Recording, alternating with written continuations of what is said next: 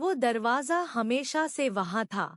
Apartment के प्रवेश पर मोटा, गहरे भूरे रंग का, लोहे की पट्टियों से मजबूत किया हुआ, जिसके भीतर जड़ा लॉक वर्षों से बिना शिकायत काम करता आ रहा था और जिसका हर क्लिक उसे ठीक से याद था। इतने वर्षों में कभी कोई खराबी नहीं हुई थी, कोई ढीलापन नहीं आया था और वह उस दरवाजे को बंद करने के बाद कभी दोबारा पलटकर नहीं देखता था, क्योंकि उसे पता था कि वह बंद है, पूरी तरह से, हमेशा की तरह।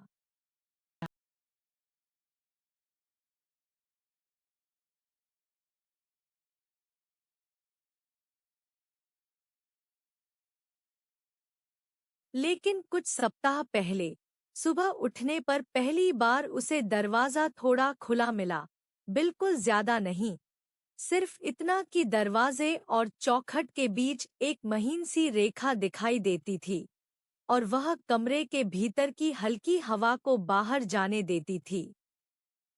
पहले तो उसने सोचा कि शायद पिछली रात लॉक ठीक से नहीं लगा या थकान में वह उसे बंद करना भूल गया, लेकिन यह संदेह खुद पर ही था और इसलिए ज्यादा खतरनाक नहीं लगा।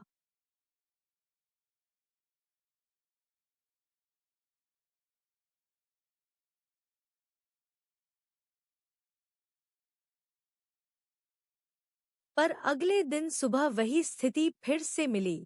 दरवाजा आधा सेंटीमीटर खुला, चेन अब भी अंदर से लगी हुई और लॉक अपनी जगह, जैसे कोई अंदर से चेन के बाद दरवाजा धीरे से खींचकर छोड़ देता हो।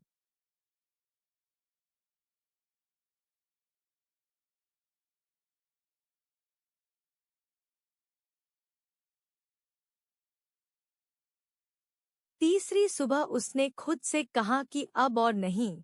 उसने दरवाजे की कुंडी 2 बार खींची, लॉक चेक किया, चेन को कसकर बांधा, दरवाजे के नीचे मोटी रबड़ की पट्टी लगाई और अपने फोन में अलार्म सेट कर दिया, रात के 3:10, ताकि वह खुद देख सके कि क्या होता है।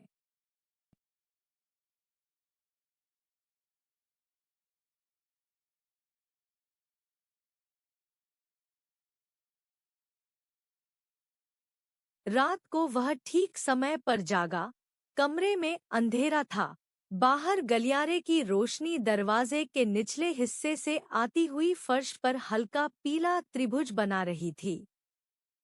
वह बिस्तर पर बैठा रहा, चुपचाप, सांस रोके हुए। 3:11 बीत गया, फिर 3:12 आया।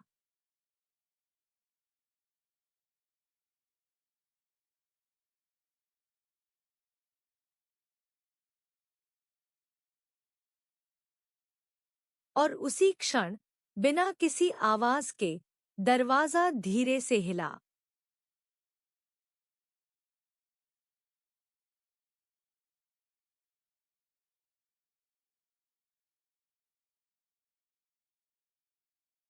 बहुत धीमे, इतना कि अगर वह उसे देख न रहा होता तो शायद महसूस ही न कर पाता।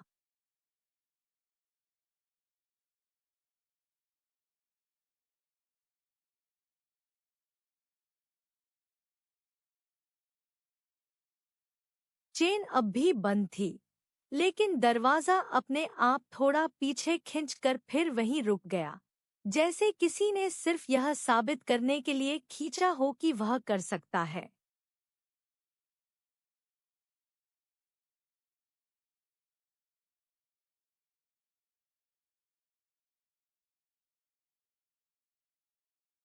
और फिर कुछ भी नहीं हुआ।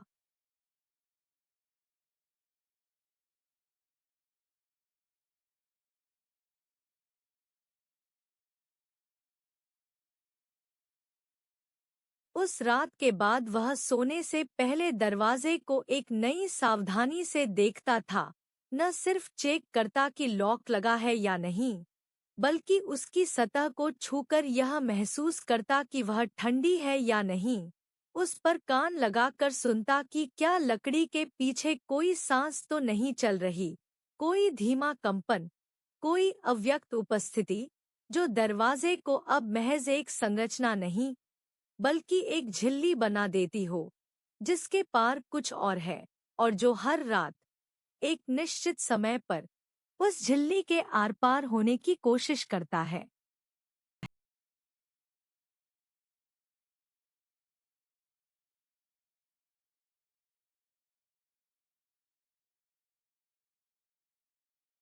उसे अब हर सुबह दरवाजा एक ही स्थिति में मिलता, थोड़ा खुला, लगभग उतना ही जितना पिछली रात, कभी थोड़ा ज्यादा, कभी थोड़ा कम, लेकिन इतना हमेशा कि वह समझ सके यह कोई गलती नहीं है, यह दोहराव है, एक पैटर्न जिसमें दरवाजे का खुलना उसी तरह नियमित हो चुका है जैसे सूरज का उगना, और यह जानबूझकर किया जा रहा है, किसी के द्वारा या किसी चीज के द्वारा जिसे उसका समय अच्छी तरह से मालूम है।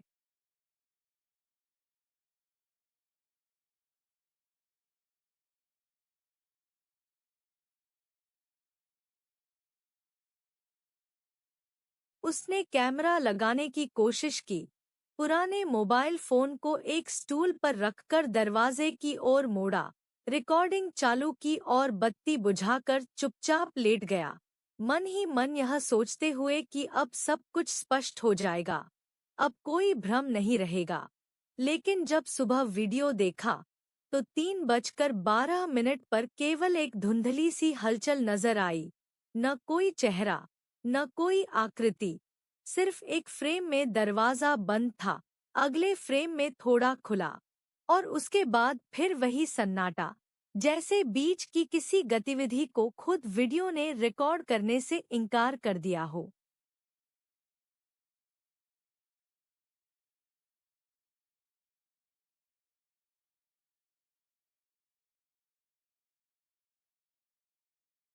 वह इस प्रक्रिया का अभ्यस्त होने लगा, हर रात जागना, दरवाजे की तरफ देखना, 3:12 का इंतजार करना, हल्की सी हरकत महसूस करना, और फिर उसी चुप्पी में बैठा रह जाना, जिसमें अब डर नहीं था, बल्कि एक स्थिरता थी, जैसे यह जानना कि कोई है, किसी को देखे बिना भी उसकी उपस्थिति को स्वीकार करना, एक नया प्रकार का सामंजस्य बन गया था।